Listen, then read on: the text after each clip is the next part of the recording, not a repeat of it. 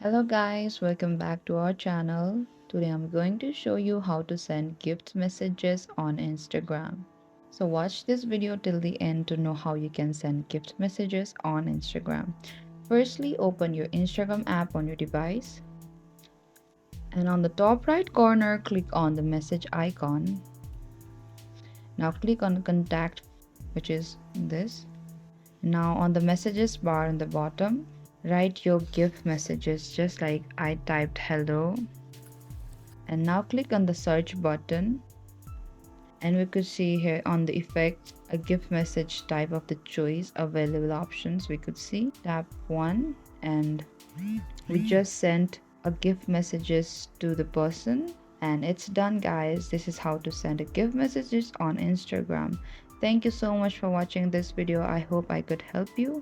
Don't forget to like, subscribe and hit the notification bell icon for more uploads.